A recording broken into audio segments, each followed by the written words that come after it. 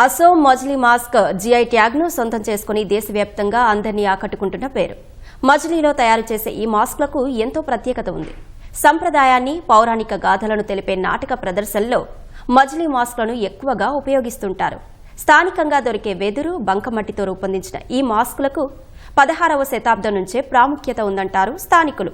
అలాంటి అద్భుత కళా సంపదను కాపాడుకునేందుకు ప్రభుత్వాలు మైక్రో ఎంటర్ప్రైజెస్ డెవలప్మెంట్ ప్రోగ్రాంలో భాగంగా కళాకారులకు శిక్షణ ఇచ్చి ఉపాధి కల్పించారు. స్వయం సహాయక సంఘాల మహిళలను ఒక్కచోట చేర్చి ఈ కళలో శిక్షణ ఇవ్వడంతో పాటు వారు రూపొందించిన మాస్కులను దేశ విదేశాల్లో ఎగ్జిబిషన్లో ప్రదర్శిస్తున్నారు. మరి ఈ మాస్కుల తయారీ విశేషాలేంటో చూసేద్దామా? ఏంటి మాస్క్ అనుకుంటున్నారా? మాజులీ పేరు చెప్తే ముందుగా గుర్తొచ్చేవి మాస్క్లే. ఈ మాస్కుల్ని ఇక్కడ సాంప్రదాయ కథలు చెప్పడానికి, మరీ ముఖ్యంగా ఆ కథల్లో ఉండే రాక్షసుల గురించి వివరించడానికి ఎక్కువగా వినియోగిస్తూ ఉంటారు. వీటితో పాటుగా ఇటీవల కాలంలో డెకరేషన్ కోసం కూడా, అంటే వాల్స్ పైన ఉంచడానికి కూడా వీటిని వినియోగిస్తున్నారు. అయితే ఈ మాజులీ కళకి ఎంతో ప్రాముఖ్యత ఉంది. దీనికి జిఐ ట్యాగింగ్ సైతం వచ్చింది. ప్రత్యేకంగా మాజులీలో ఇటీవల కాలంలో మహిళలు వీటిని తయారు చేస్తున్నారు. వాళ్ళు స్వయంగా వాళ్ళ చేతులతో వీటిని తయారు చేస్తారంటే వీటికి లోపల వినియోగించే చెక్క మొదలుకొని పైన పెయింటింగ్ వరకు ప్రతిదీ కూడా మొత్తం చేతితో చేసిన కళ. ఇప్పుడు మనం చూస్తున్న ఒక మహిళ దీన్ని ధరించినటువంటి దృశ్యాలను కూడా మనం చూడొచ్చు. అయితే డీమాన్స్ అంటే మన పురాణాల్లో ఉండేటువంటి కథల్లో ఏవైతే రాక్షసులకు సంబంధించిన క్యారెక్టర్స్ ఉంటాయో వాటికి సంబంధించి ఎక్కువగా ఈ మాస్కులను అయితే తయారు చేస్తుంటారు. మాజులీలో తయారు చేసిన ఈ మాస్కులకి ప్రపంచవ్యాప్తంగా ఎంతో ప్రాముఖ్యత ఉంది. ప్రభుత్వం మహిళలకి ప్రత్యేకంగా శిక్షణ ఇచ్చి వీళ్ళతో తయారు చేసిన ప్రోసెస్ ఏంటో అడిగి తెలుసుకుని ఇక్కడ మనతో పాటు కొందరు మహిళలు ఉన్నారు. नमस्कार। सो इसके प्रोसेस के बारे में कुछ बोल देना। हाँ, पहले हम बेम्बो टी उसको काट करके छोटे छोटे पीस, ऐसे छोटे छोटे पीस करके ये हेक्सागोनल फ्रेम बनाता है ऐसे। और इसके बाद कॉटन कपड़ा के ऊपर मिट्टी लगाकर, कुमार मिट्टी लगाकर इसके ऊपर प्रेस करना है। उसके बाद ये हमारा शेप देना पड़ता है ऐसे। काउडंग और कुमार मिट्टी मिक्स करके इसका ऊपर शेप देना है। आपका मन में जो आया, हनुमान, गरुड़, कृष्ण जो आया इसके ऊपर शेप देना है। उसके बाद ये सारा दिन धूप में सुखाने के लिए रख देते हैं हम। फिर ये उसका ऊपर कॉटन कपड़ा फिर से मिट्टी लगाकर प्रेस करके कलर करने के लिए रेडी होता है। ये पहले हम व्हाइट कलर करते हैं, उसके बाद ये फिनिशिंग।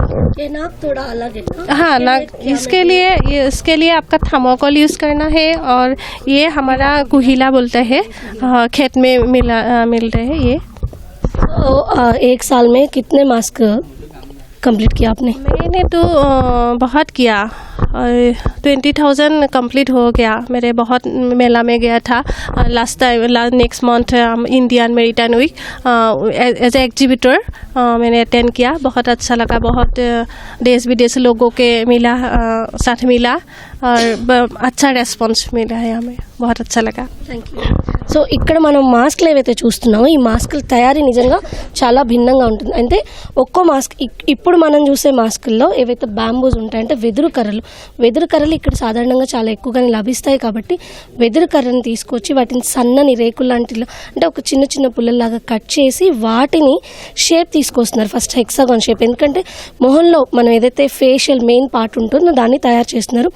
దాని తర్వాత దానికి ఒక రూపం ఇస్తూ ఉన్నారు. ఈ రూపం కోసం పైన ఒక కాటన్ క్లాత్ వినియోగించి దానిపైన బంకమట్టి, ఎందుకంటే బంకమట్టి చాలా అంటే తొందరగా అతుక్కుంటుంది, తొందరగా డ్రై అవుతుంది, ఎక్కువ కాలం మన్నికుంటుంది. కాబట్టి ఇక్కడ లభించేటువంటి బంకమట్టి వినియోగించి ఈ ముఖాలను తయారు చేస్తున్నారు. వీటితో పాటుగా వాటికి షేప్ ఇవ్వడం కోసం డిఫరెంట్ షేప్ ఇస్తున్న దృశ్యాలు మనం చూడొచ్చు. అంటే వాటికి కళ్ళు కావచ్చు, ముక్కు లాంటివి, అలాగే విధంగా పెదాలు, గడ్డం, ఇలా డిఫరెంట్ షేప్స్ ఇవ్వడం కోసం మహిళలు ఇక్కడ ప్రత్యేకంగా చిన్న టూల్స్ ని వినియోగించి వాటికి షేప్ కూడా ఇస్తున్నారు. అయితే ఇలా ఏదైనా ముక్కు లాంటివి చేయాల్సి వచ్చినప్పుడు, గరుడ పక్షి లాంటి వస్తువులు వాటి రూపాన్ని తయారు చేసినప్పుడు మనం ముక్కు భిన్నంగా ఇవ్వాల్సి ఉంటుంది. రామచిలుక కానీ, గరుడ పక్షి కానీ, ఇలాంటి వాటికి ముక్కు ఇవ్వడం కోసం కుహిల అంటే మన చొప్పబెండు లాంటి ఒక పదార్థం ఇక్కడ మనకు దొరుకుతుంది. చొప్పబెండు లాంటి వస్తువు, వీటిని వినియోగించి ముక్కులాగా షేప్ చేసి వాటికి పెయింట్స్ వేస్తున్నారు. అయితే ఒక్కో మాస్క్ ని తయారు చేసిన తర్వాత, అంటే ఏదైతే బ్యాంబూతో మాస్క్ చేస్తున్నారో బ్యాంబూతో మాస్క్ రూపం ఇచ్చిన తర్వాత దానిపైన క్లాత్ అతికిచ్చి బంకమని రాసిన తర్వాత దాదాపు ఒక రోజు పాటు ఎండలో ఎండబెట్టాల్సి ఉంటుంది. ఎందుకంటే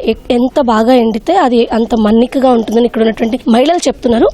దీంతో వాటిని ఇక్కడ ఎండబెడుతున్నారు, ఎక్కువసేపు ఎండబెట్టారు. అయితే ఈ మాస్కుల తయారీలో ఎండ అంటే ఆ రోజు ఎండ తీవ్రత ఎలా ఉందన్న దాన్ని బట్టి మాస్క్ మేకింగ్ కంప్లీట్ అవుతుందని చెప్పి మహిళలు చెప్తున్నారు. ఎందుకంటే ఎండ తక్కువగా ఉంది, వర్షాకాలం ఉంది, లేదా చలి ఎక్కువగా ఉంది, కొంత ఎండ తక్కువగా ఉన్నప్పుడు ఈ మాస్క్లు ఎండడం అనేది కాస్త ఇబ్బందికరంగా ఉంటుంది.